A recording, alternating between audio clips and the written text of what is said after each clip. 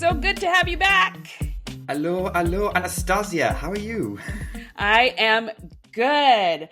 It's like one episode without Nick. I'm like, where's Nick?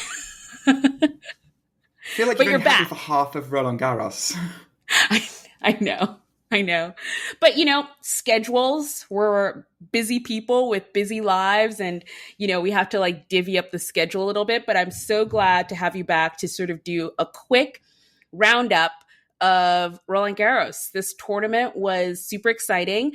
I got to talk to Ian. He runs the Instagram account 40 Love. And I really love it. It's a very sort of nostalgic Instagram account. He mostly posts videos, anything sort of pre-90s of tennis players. So you get to see a lot of like old outfits and stuff. And we talked about mostly Roland Garros fashion, the kits that we saw, but we also broke down Iga's final because it had just happened. So I haven't talked to you yet about Iga's final. What did you think? What did you experience? So the experience of watching that match for me was a little bit different because I actually went round to watch it with a couple of friends of mine. Tennis friends or non-tennis friends? It depends what you mean by tennis and not like, tennis friends. Do they are they tennis fans? I guess that's a better way of saying it. Are they tennis fans or are they new to tennis? So one of them is a tennis fan. Her husband is not. However, when she discovered that I had access to the French Open, she wanted to watch the final, or at least had ideally both of the finals. Had I not had to call the men's final. But yeah, so they're people I've met recently who live around here, and so I went round their house and we watched the French Open final, and it was the first time either of them had watched Swiatek play. So like tennis fan, Dan Farah, if you're listening. So Farah's a tennis fan. Hi there.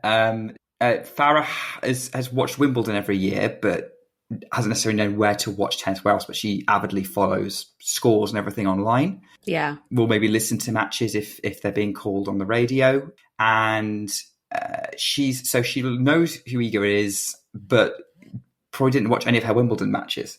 And why would you? She's not played that many in comparison to some of the other people who've, say, won it. So it was an interesting experience sort of watching tennis with them for a change.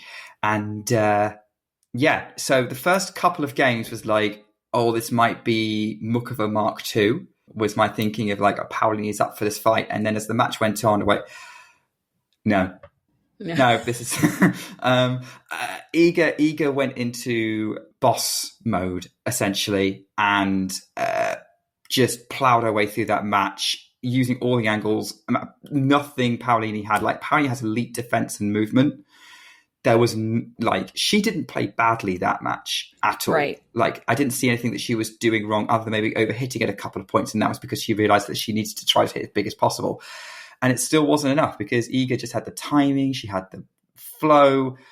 She was hitting with insane angles and spins as she does. And actually it was almost the ideal Iga Swiatek match to introduce her to people of like, this is her game. This is how she plays. This is what peak Iga looks like. So I had a very good time. That was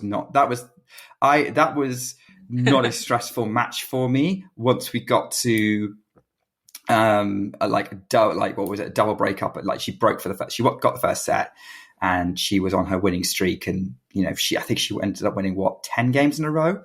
Yeah. And so for me, I was like seeing back, but I think what was nice watching it was Dan and Farah's reactions wasn't this was boring, but more, wow, look at what Iga can do. And there was some moments where they were like rooting for Paoli to try and make it a match, and that's fine because we do want some competition at the end of the day. But and like there were moments where she'd try and get back into it, but I think that tells you something about the way Iga plays, that can be the reaction of someone of like, well, that was a beatdown, but it was impressive to watch her in full flow, which is how I became a fan in the first place. of hers. Yeah. And sort of the same thing when I was watching Roger back in the day, probably how you felt watching Rafa back in the day. Yeah. No, I love to hear that because that's coming from a fan who I think is pretty much our audience, the casual fan who's not, yes, maybe they follow the scores every day, but they're not like us who are, streaming, the Liba Open somewhere, in the Netherlands. But it's nice to hear just a regular tennis fan who watches one tournament a year that's their main home tournament that they love, and to get that experience. They'd never watched Iga before, and that was their experience. Because I think I had the reaction after that final. I mean, it really started with the Naomi match, but after that final where there's this dominance that Iga is creating in the WTA. And I wanted to ask you, because I asked this to Ian, what do you think is going to happen? Because we clearly now have a dominant number one. She is, she's expected almost to win every single match she enters. She's pushed by a few players. But what do you think of that dominance and then what it's going to do to the field? So here's the thing. I think dominance is a strong term. I am not willing to call Iga dominant unless she wins at least one more slam this season. And, a few more, racks up a few more hard court titles, because we are looking back at Iga being dominant on clay. And that's always going to be a surface that she's going to excel at. This is going to, that every time anyone steps on clay, it's her surface. At the minute, she's at a rate of losing one clay match a year. At this rate, Garcia in 2022, Sabalenka in 2023, and Rybakina this year in Stuttgart. Could still lose a match at the Olympics, but not looking likely. So that's obviously going to be the immediate sort of knee-jerk reaction. And yes, when you look at the season as a whole, if you look at quite the big titles, when you combine slams and 1000s, Iga's won all but 3. So she's won 5 out of the 8 that have happened so far this season. But we still have grass, which is not Iga's favourite surface. She still has to adapt to it. I'm not saying she's never going to win on it. I think she's too good to not try to adapt. I think that's the situation. And then we go to the US hard courts where things might even out a little bit. And I think if she wins on the US hard courts and we come back to sort of the Asian swing where we know she can win, WTA finals where we know she could win. I mean, I would imagine WTA finals are going to be similar conditions to either Doha or Qatar, Doha or Dubai even. Doha and Qatar are the same place, Nick. What are you talking about? That's when we can call her dominant. That's when we say, okay, it's being carried on throughout a whole calendar year without necessarily just a 6-month period, and really accentuated by a 3-month period on conditions that favour her. Here's a question. So, Anastasia, I think you've probably been paying closer attention to tennis for longer than I have. Was this necessarily how we were reacting to maybe on the men's side when Pete Sampras was playing back in the 90s? Because he was winning on hardened grass a lot, but he wasn't winning on clay, really. Yeah. And apart from like one Rome title he got. So I don't know whether that's a comparable thing at the minute. That's and this is why I love to talk to different people about this, because it's so cool hearing your perspective where you're right. When you look back on it, she's super dominant on clay. We saw how the Australian Open went for her, but it's not until we see her maybe dominate more on all the other surfaces that we can then call her a really dominant player. So yeah, maybe the thought is more, what can other players do to improve their clay game? And then, here's looking at you, Coco Gauff, because that is a surface that she actually excels in and she plays well on. She's gotten to the finals here before at Roland Garros. So yeah, that's an interesting thought, because you are right. It's kind of the same thing with Pete Sampras. And back then it was more sort of like, well, it's clay. And I don't think we're saying the same thing for Iga. It's not like we're like, oh, well, it's hard court, so. Well, I'd say it's grass more than hard court, because hard court, right. I'd say she's got about a 50% win rate, right? Maybe not quite. That's like a number plucked out of the air. I don't think I'm getting any avid people who've actually gone and worked this out. I would be one of those people who would go and work that out, but I'm not going to right here, right now. In your little spreadsheet. One day we're going to show you a spreadsheet. I think that might be overwhelming for a lot of people. Even for me. But okay, great. So that was Iga, 4-time champion now at Roland Garros. She's done it, 3 times in a row. Really, really dominant performance. We'll see where it takes her from here. And we're going to be back in this location for the Olympics. So we'll definitely be talking about that again. So now we're recording this Sunday. The men's final has happened. We have a winner. You call the match. If you don't know this, Nick calls matches sometimes on Talking Tennis, which is actually how we met. I'll put a link in our show notes so that you can go pop in there and follow him. It's really great when you can't really watch the tennis, but you want to listen to it and there isn't sort of a radio version available for you. Channels like Talking Tennis are a great way to go to just listen back. And Nick called the men's final today at Roland Garros. So Nick, who won? Tell me all about it. I'm surprised you don't already know, Anastasia. It's, of course I'm just doing it for suspense. I know. You were probably checking your phone the entire day. The winner of Roland Garros 2024 is Carlos Alcaraz. He did it. He has finally won Roland Garros after being tipped to win it for freaking years. Yeah. So, people were surprised when he went out in the quarterfinals in 2022. He cramped against Djokovic last year. He's here now. He's won the title.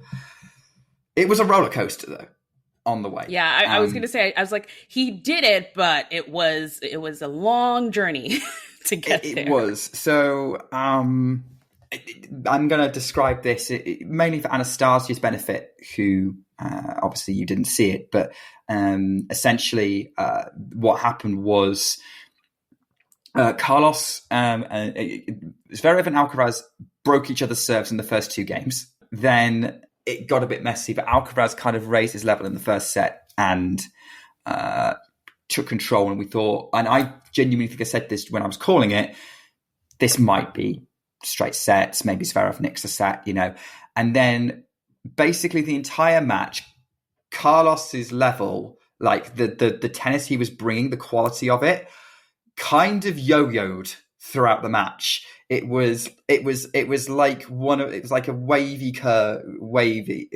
thing. Topsy-turvy. Yeah. He wasn't really there in the second set. Third set, he actually played an unbelievable game to break Zverev, only to then concede it when trying to serve the set out. Zverev goes on a run. Zverev gets tight trying to serve it out. It gets messy, but Zverev eventually gets over the line. And Zverev actually played really well in sets 2 and 3. Then Zverev's level drops. Carlos's level peaks enough in the 4th set that he gets in front and then manages to basically exchange breaks at the end of the 4th, and it's really messy. And then set 5, Carlos breaks early. Zverev almost breaks back straight away, but there was a controversial call. He thought Alcaraz had double faulted. The umpire said he hadn't. There was a dispute. And then what happened was Carlos managed to stabilize and pull away in that 5th set a little bit and confidently served out the match in the end. So the short version is Carlos was all over the place, but still somehow managed to win because when he was on, he was way better than Zverev. I think that's almost a description of this whole tournament for Carlos Alcaraz. And, he was coming in with some injury woes. He had the forearm. He hadn't played Rome. So there were a lot of concerns as to if this was going to be the year for him. It was very similar with Sinner. Both of these sort of the top of the men's game coming in. And we were all like, well, we might have a new winner. Everyone was looking at De Minaur and Zverev and Tsitsipas. Nobody was really looking at Alcaraz and Sinner. And They played their way into the tournament, but especially in the later rounds, I just feel Carlos's matches have been a little bit of a wavy, tipsy-turvy situation where he hasn't been playing good the whole match, but then plays the big moments well. I almost think this is his biggest achievement at a Grand Slam. I mean, so what I'm trying to say is he hasn't played well. He's been off and on, kind of injured, but he still won. What do you think of that? Yeah, I'd say that's about right because the people I was calling the match with, Eddie and Matt, we were discussing it, and this is very different for Carlos compared to the others. Not necessarily for the reasons you pointed out, but you're right. Like that US Open run when he first won it, he didn't have the cleanest run, actually. He ended up going 5 sets 3 times. He nearly went 5 sets with Ruud in the final. Like it was a little all over the place, but he was playing pretty spectacular tennis for the most part during those matches.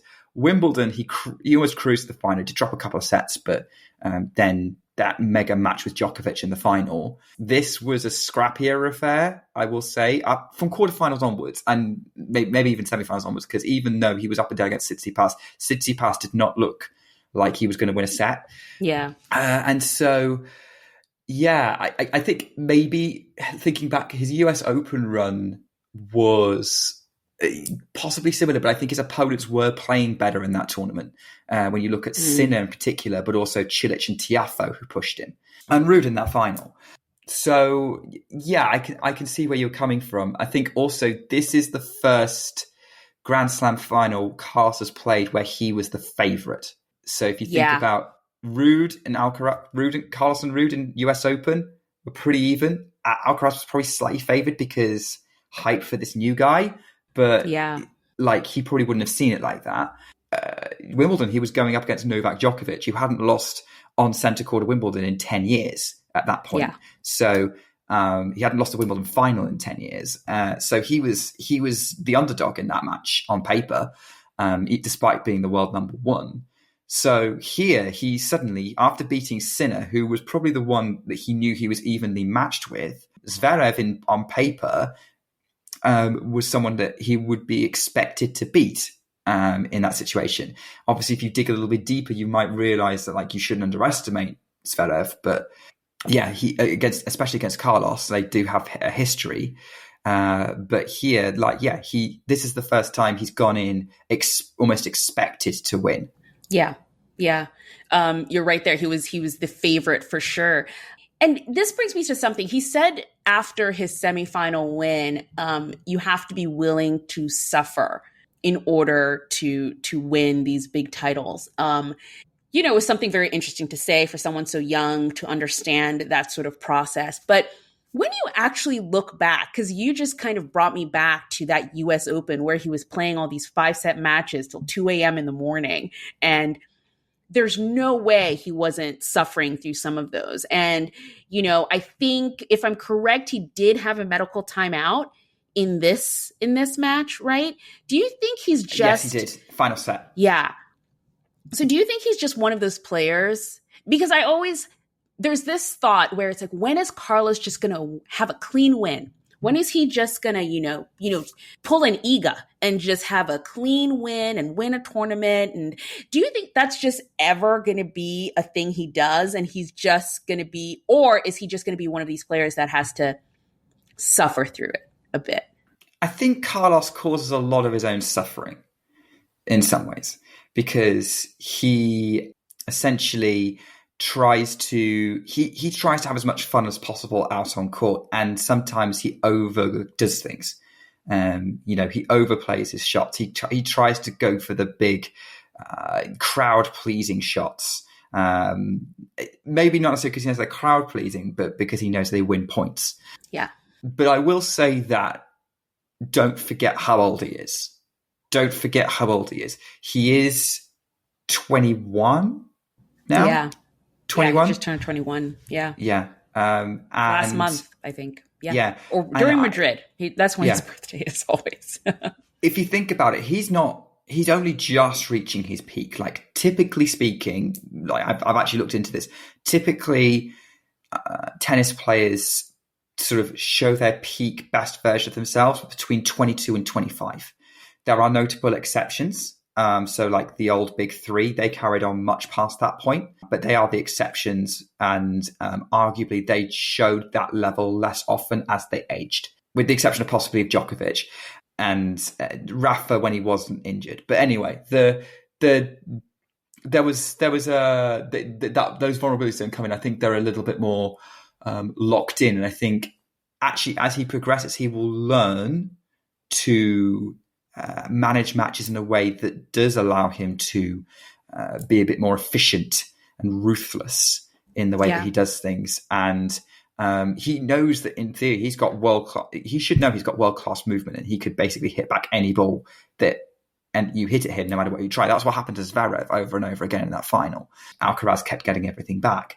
So I think that's what he has to bear in mind. So this is something he's going to learn. It's going to come into its own during that sort of age period. So I'd say maybe not necessarily in the immediate future, but keep an eye on him over the next 2 or 3, like year, 2, 3 years, where he will probably learn this as a skill. But right now, he's not learned how to manage matches efficiently yet. He's still running on raw talent. And, I think that's where he's at the minute. And I think, it's just going to get a bit messy. He's finding his top level. He will find his top level more frequently as he ages. And amazingly, he's finding his top level enough to win now. Right.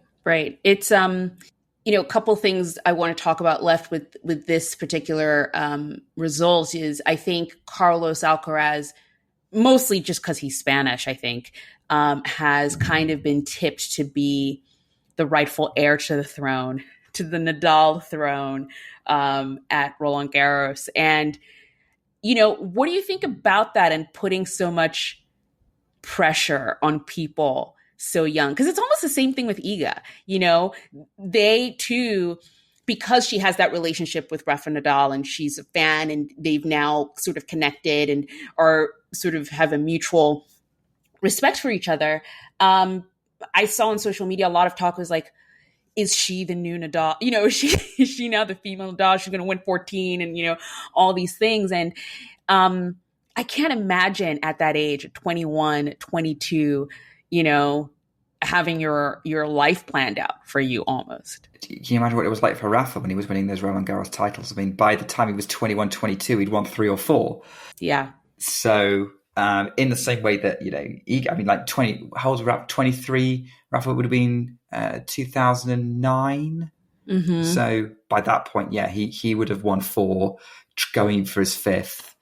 There's that I think that happens a lot for young tennis players. The same thing, when I listen back to, I've heard like other tennis podcasts or whatever talk about when Roger Federer came on the scene and he was coming along with Andy Roddick and actually Juan Carlos Ferrero, who's now Alcaraz's coach, and Leighton Hewitt and a couple of other names from 20 odd years ago. And they were really hyped. And like, these guys are going to be the future. This is not a new phenomenon.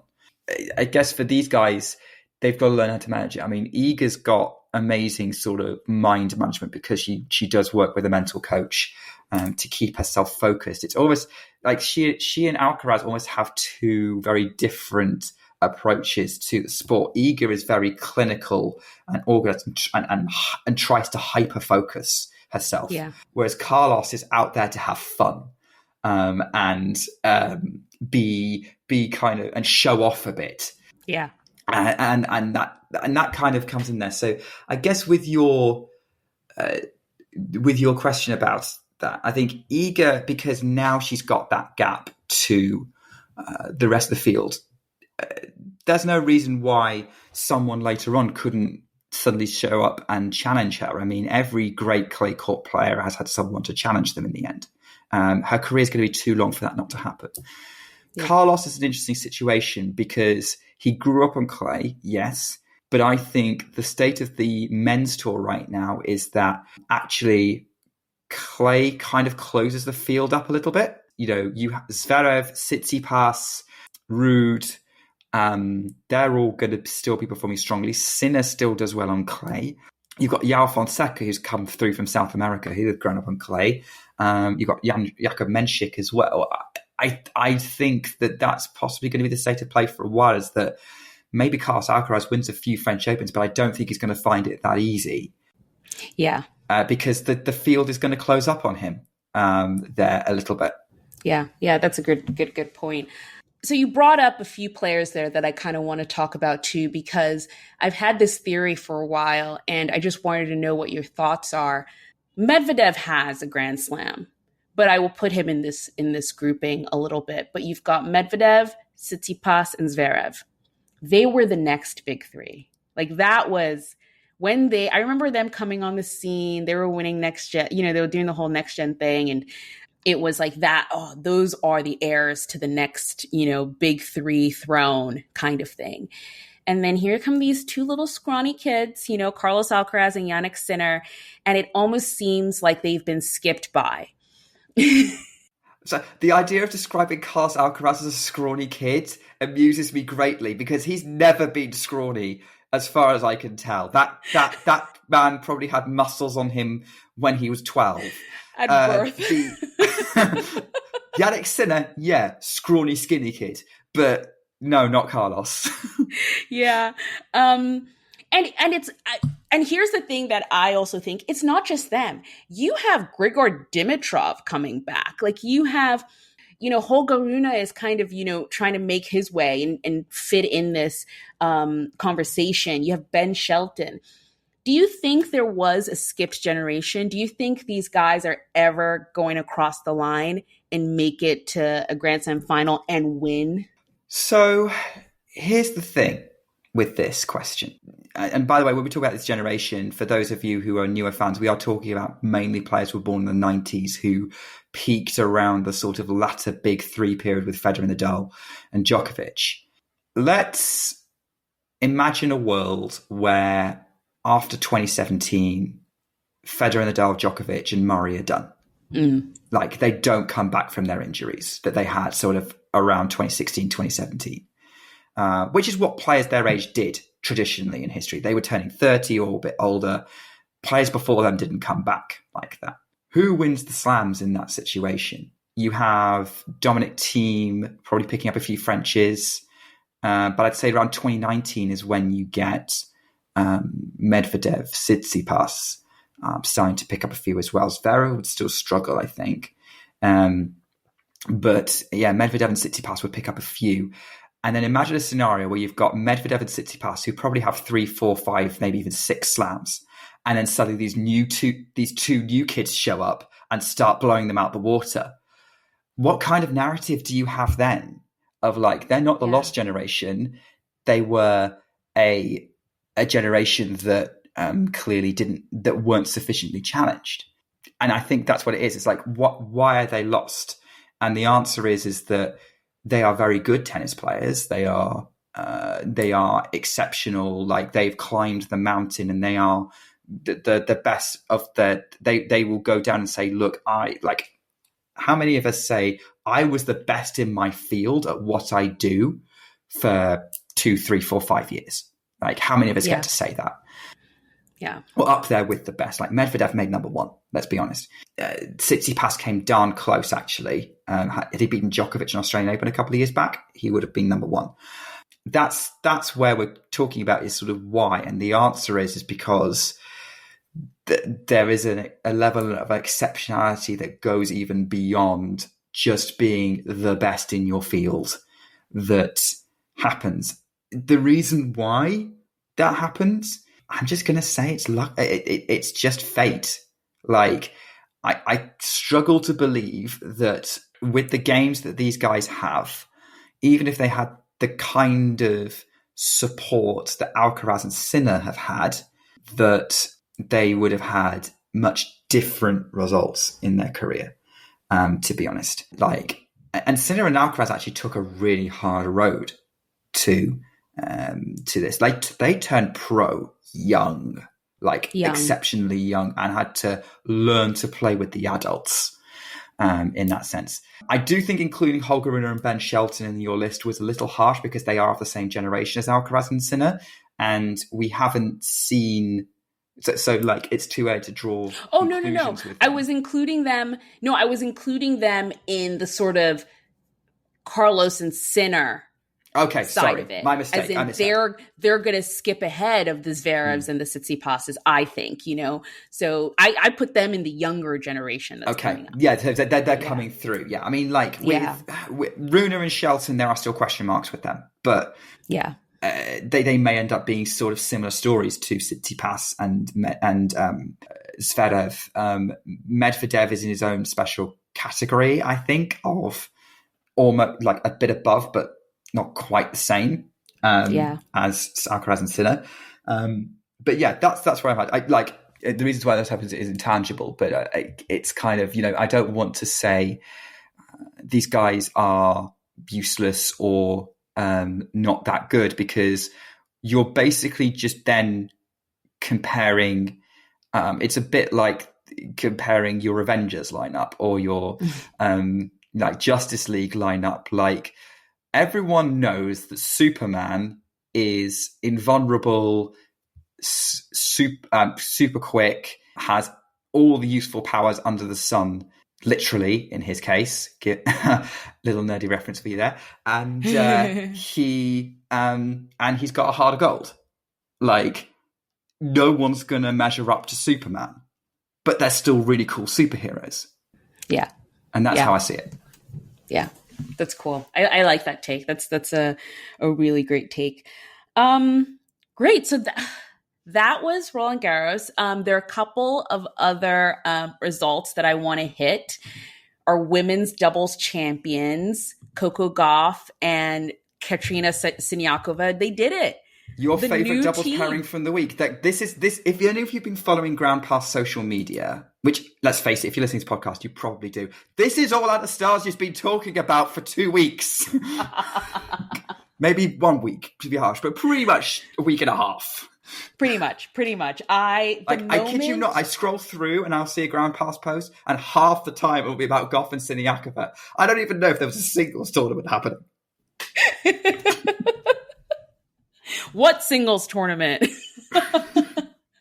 No, I've really enjoyed them. I like, first of all, it was completely unexpected. They didn't plan it. I think Gauff, in her acceptance speech, she said that Siniakova asked her 2 days before the signing deadline, because she was supposed to be paired up with Taylor Townsend, but that didn't work out because Taylor Townsend got injured in qualifying. So to then kind of have this like, yeah, sure, let's play. We've never played together before. And then win. But at the same time, Siniakova said something really great in press, which I kind of was like, go you for saying that. Because I think a journalist asked, like, you hadn't played together. Like, how did it work out? And, here you are, you're winning the title.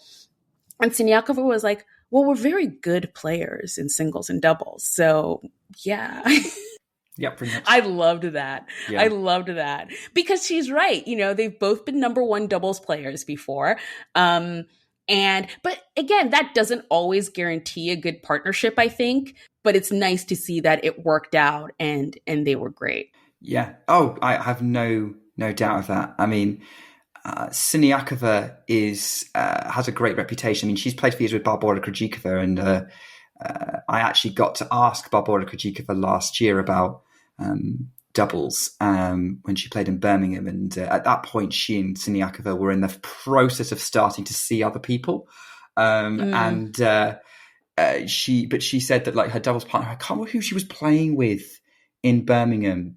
It was a year ago now, but she said that she reminded her of Siniakova with this like slight smile on her face of like, Siniakova's a really genuinely nice, fun person to be with. And I think Gauff got a lot out of that. And I think, if she's such an easy person to work with and they're both really good players, then it's going to click. So we might see them again. Like, this is, and by the way, props to Gauff, by the way, she could be the first sort of big name player in tennis for a long time. Actually, no, since Serena and Venus, with titles in singles, Grand Slam titles in singles and doubles. Obviously, Krejcikova's got that as well, but Krejcikova's seen much more of a doubles specialist, and things kind of fell her way for her to win her single slam, which she took full advantage of and did a great job with that. But this is different. This is kind of Goff showing that she could carve through both draws at the same time, in theory. I mean, were Iga not in the draw, she and Paolini could have played each other in both finals. Which is a crazy thought. Spare a thought for Jasmine Paolini, who has lost both finals that she's played in this weekend. Really, really tough going. But at the same time, you cannot this was a great 2 weeks for her. I think Paolini had a really great 2 weeks. And I think that is what she's going to take away from it. Because to get to the finals in singles and doubles on technically your first go around, like it wasn't until this year that she got to the second week of a slam for the first time. She's 28 years old. So I think she had a lot of good things going her way, and not going her way because she did play some great matches, but it was a good 2 weeks for her. What else? Ooh, one other thing that I wanted to bring up, because I think it is just a crazy record, and I think everyone should be shouting from the rooftops. But Dida de Groot just won her 15th in a row straight slam. 14th or 15th? 15th. Okay. 1-5. I thought it was 14th, but there you go. Yeah, exactly. It's like, who's going to beat her? She won the singles wheelchair championship. She's won it for 15 times in a row. So she's won every single Grand Slam since the pandemic. So since 2020, I think, was when she started racking them up. And she just is unbeatable at this point, I think. I just think that is such a record. We talk about, the big three and fighting for, who's going to get to 25 and all this stuff. And none of them did that in a row. And here she is, 15 titles in a row. It's incredible. I mean, she's starting to kind of match her compatriot from about 10 years ago, Esther Verger, who ended up winning 470 matches in a row. She literally went for years without losing a match. From 2001 until 2013, she lost one singles match. Verger. That is, yeah. De Groot is on a similar path, I think, and clearly the Dutch know what they're doing with producing these amazing wheelchair tennis players. But yeah, it's an achievement that should be shouted out, because the people she's beating are world-class players. Yeah. Again, watch wheelchairs. It will change your perspective on the world if you do that. And so, this is not like... De Groot is producing exceptional tennis, and we would be saying the same thing if we were watching Swiatek winning 14 Grand Slams in a row. Yeah, no, exactly. And I think you're right to say, if you're at a tournament and there's a wheelchair event, just watch it, because I think last year at the US Open I'd watched wheelchair tennis before, but I'd never sort of tried to follow the draw, like watch round 1, round 2. And I did that last year at the US Open. I was just like, wow, it is such a hard sport to figure out and to perform well in. So to have won 15 straight slams in a row, that's some elite athlete work there. So watch wheelchair tennis, and we're going to have an episode on wheelchair tennis at some point. So stay tuned. Stay tuned for that. Okay, let's wrap up. We're not going to do a player of the fortnight this time around, but I would like to do a favorite moment, favorite match, maybe. But what is your favorite moment of the Roland Garros tournament? So Anastasia told me before we started recording, hey, Nick, we're going to do a favorite moment of Roland Garros. And then I was like, okay. And then over the course of our conversation, we realized that Anastasia probably more meant match, but my brain literally went to one moment, one specific moment, and that was Iga Swiatek's saving match point against Naomi Osaka. Was my favorite moment of the tournament. Now, of course, you're going to say Iga fanboy. Of course, Nick. Iga fanboy. To quote someone from a Formula One podcast, not a fanboy, just passionate. That's a deep cut reference. Yes. Here's why. One, the way she saved it. She just went for a return. And she said afterwards, in her brain, she was like, I'm out, I'm done. And she just still went for a return, caught Naomi off guard, and won the point. And Naomi didn't get another look at it. Didn't get another look at another match point. Iga takes control, wins the match, grits out that match because Naomi wasn't going away, then dominates for the rest of the tournament. I mean, just unlocks a level that is just, I'm not having this happen again. And I think that was a moment that's not only significant for the tournament. It wasn't just a moment that made that match as that was the thing that gave the match the peak drama that it provided, as well as good tennis. But it was also a sign of the bravery, stupidity, insanity of an elite tennis player of, I'm just going to go for this return. I'm match point down and see what happens. And fortunately, Iga is one of the best returners in the world right now. So for me, is Iga Swiatek saving match point against Naomi Osaka in the second. That's a good moment. That's a really good moment because I think it was sort of a sliding doors moment. You know what I mean? On either side of that could have been a completely different tournament. So great moment. My moment, or I would say match, I guess, is the match between young tennis player Giovanni Pericard and David Goffin. Because my favorite part of watching Roland Garros, the French Open, is always the fans. They're the best. It's a different type of fan. And I don't know what it is about the French fan, but when you come to Roland Garros, it's just the matches have a different energy. They have a different feel, even as someone who's not there, because I watched that match from home. And I know there are outcomes that came out of that match. I don't advocate for anyone sort of spitting at players or attacking players or anything like that.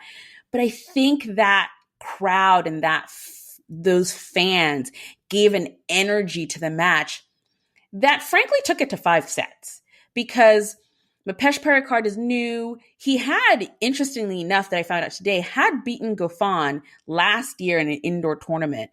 But that match just had great energy and great vibes, and it was so much fun to watch, and everyone was talking about it on social media. And that's what you want from a Grand Slam match. You want to leave the match and then everyone's talking oh my goodness, what was it like being there? And I remember last year at the US Open, I had a similar vibe when Matteo Arnaldi played Arthur Fils.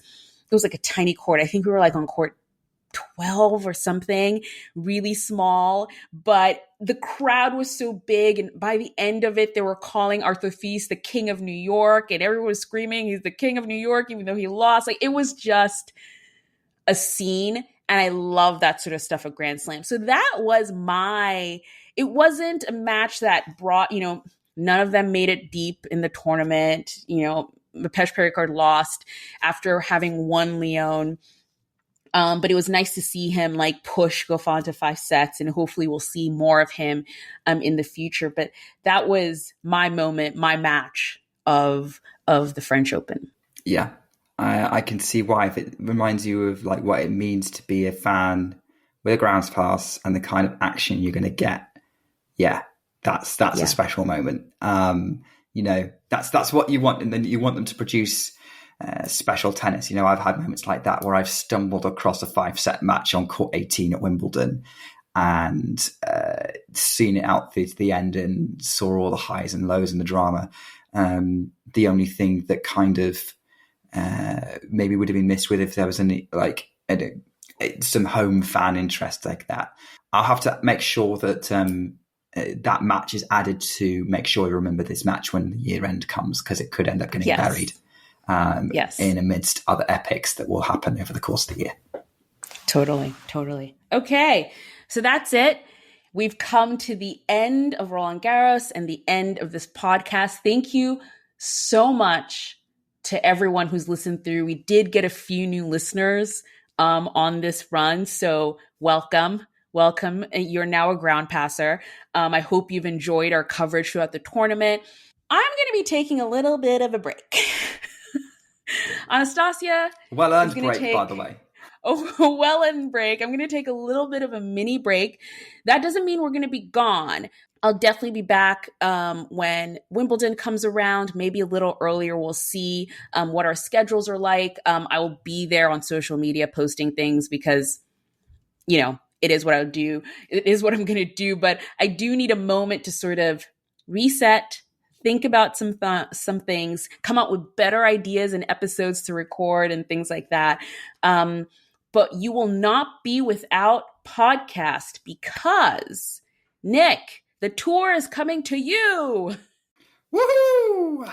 All the tennis. Again, I was telling my friends about the fact, I'm telling everyone who will listen that there is tennis happening before Wimbledon, because a lot of British people only think tennis happens at Wimbledon, when in actual fact, there is tennis in the UK for the next 5 weeks. Actually, technically it already started this week, because there was a challenger in Surbiton happening the second week of the French Open. So there's people getting early grass court kind of matches in there. So so we've already kind of kicked off. So this week coming up, there's going to be an event in Nottingham in the UK, then Birmingham, as well as Queen's Club in London, and then Eastbourne on the south coast of the UK before it all kicks off in Wimbledon. In addition to the tour's also in Germany for grass courts, because there's German grass courts as well. There's Stuttgart this week. There's Berlin and Halle next week. And then there's Bad Homburg the week after. A few other random grass court tournaments in there. There's a tournament in the Netherlands happening this week in Rosmalen. But yeah, I am going to bring you mini pods rounding up all the results and all the stories from the grass court season as it progresses, as we charge through this sort of short, very intense period on the original tennis surface, all the way up to Wimbledon. Which people might not know, but the U.S. Open was played on grass before. 3 out of the 4 slams were on grass. Up until 1973 or 4, I think it was 74. The Australian Open, Wimbledon, and the US Open were on grass, and then the French Open was the only one that wasn't. Yeah. So very important time. It's a look back at history. I think this might be Nick's time to peak because he's a history nut. So this is literally your time. Grass court season. I will try not to bore you with all this stuff. But it's going to be very interesting because, players only play on this surface once a year for a 4 or 5 week period. And so, this is where we are going to do all of our learnings pre-Wimbledon. The only other thing that's kind of more intense is maybe the lead into Australia, where you literally have a week, maybe 2, to figure out who's looking good going into Australia, because they won't have played at all for a few weeks, for a few months. Here, it's going to be, they have to go from playing on clay to playing on grass, which is the ball behaves completely differently when trying to hit it. So I think there's going to be a lot of stories to come out. Grass tends to produce interesting one-off stories. So case in point, guys playing in Rosmalen is a guy called Tim van Riethoven. He won the tournament 2 years ago. He beat Hubert Hurkacz and Daniel Medvedev to win the tournament as a wild card. Who? He was outside the top 200 in the world at that point. Wow. And then he got into Wimbledon on a wild card because obviously his performance, and he got to the 4th round and lost to Djokovic. So he's been injured for a couple of years, but this is what I'm talking about. Van Riethoven doesn't perform well apart from on grass. So players like him and others, it is their time to shine. And so we're going to be finding out about a whole host of new people.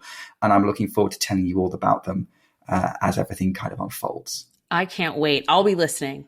As I'm editing and posting the pods, I'll definitely be listening. So I'm super excited.